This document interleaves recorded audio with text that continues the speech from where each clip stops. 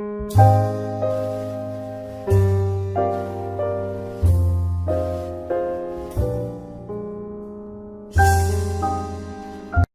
everyone, it's Goddess Lily and welcome back to my channel. Well, today is June 21st and in 2 days on Thursday, June 23rd, I will be having a hysterectomy. So I want to say that I wanted to write out my journey and be really specific and talk about the hormones that I have been on. I've been on hormones for 6 years. I started them at 50 and I am 56. And I wanted to include all of my reports, my ultrasound, my biopsy, and my blood test. So I was able to, because you can get your results in your portals online, so I was able to print them and snap photos and upload them in the blog post. So I have that link below. So if you want to know the journey, my journey, it started like 4 months ago from start to end. You know, take a moment and read the blog post, and then you can read my in-depth reports, my ultrasound, my biopsy, and the results of my blood test. You can see all that in writing. So about it, just to give you a little history, but not go into too many details, I, about 4 months ago, started having some pain on my right side, off and on. Like if I did certain things in the gym, I would feel a little pain. If I slept a certain way at night, I would feel a little pain.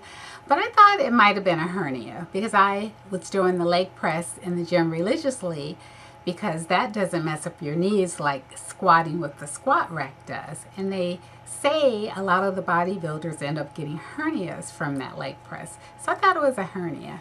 But then, you know, a few months back, you know, I started seeing a little blood mixed in with my urine, and then I got freaked out. So my GYN appointment was coming up in April. I know it's right, April, May, June. So this has been a long journey. So I just waited for my annual. And so when I went and see my doctor, I told him I was having some pain off and on my right side, and I think I have a hernia. He says, oh, okay, well, we'll check. So he's checking my right side and feeling my left and back to feeling my right. And he says, you know, I think I feel something. So he goes and checks my chart. He says, so you haven't had, your last ultrasound was in 2012. So why don't we schedule an ultrasound?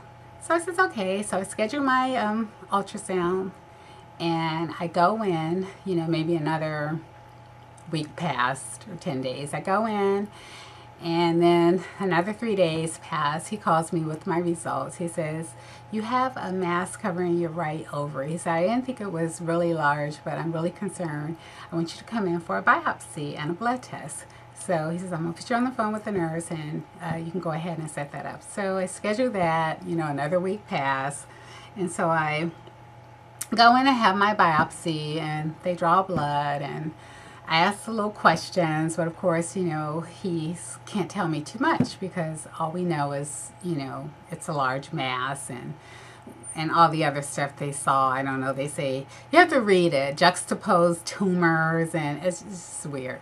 So anyway, I wait another week and maybe 5 days, and then he calls me with my results from my biopsy and tells me that I have a positive and I have a negative.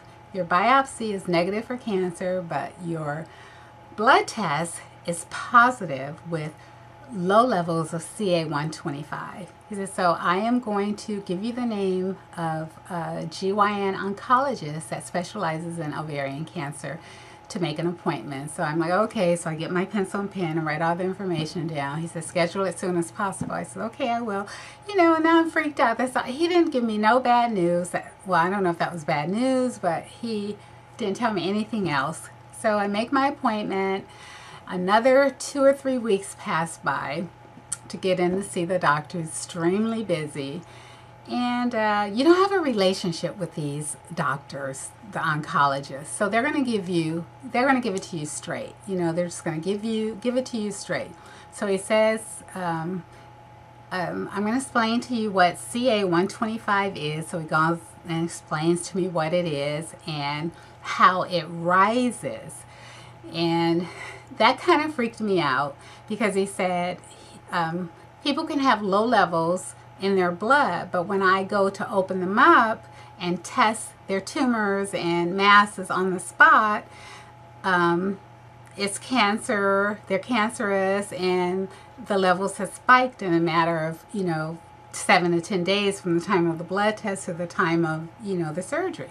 So he says, we're going to do a complete hysterectomy on you. And at the time that we're removing everything, we'll test that cancer, we'll test the mass on the spot with a procedure called a freeze. Yeah, like a popsicle, frozen.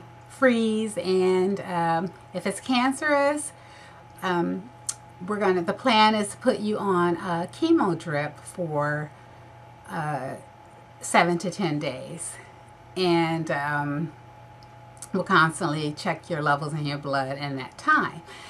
And if it's not, then you'll be in the hospital anywhere from 3 to 5 days. So everything is like iffy. I don't know, any more than that. So my surgery has finally arrived. It's going to be on June 23rd. I think I said that already, this Thursday. So today is actually Tuesday, the 22nd. The 21st. So tomorrow I'll be doing a total fast flush, drinking some, I think it's called magnesium nitrate or sulfate, something that cleans you out, and taking a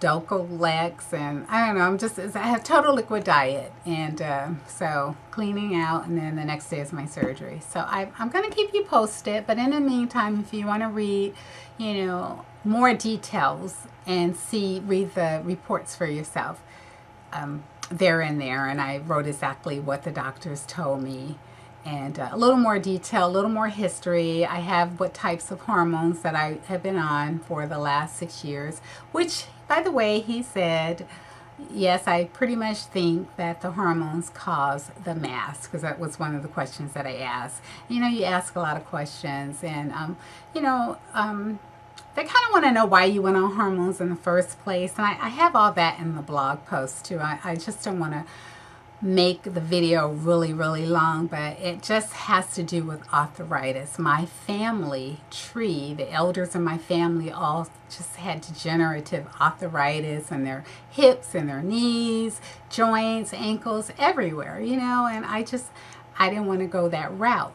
And no one in our family has had ovarian cancer. So, I thought I was clean as a whistle. But, of course, there's always that 50% chance. There's always one.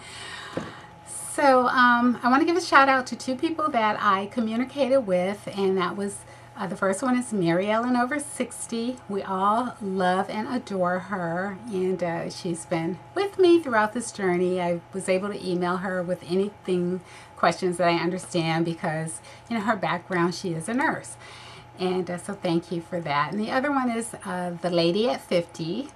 Thank you very much for your support too, and I love you both. And I promise to keep you posted after my surgery as soon as I'm able to make a video and let you know what's going on.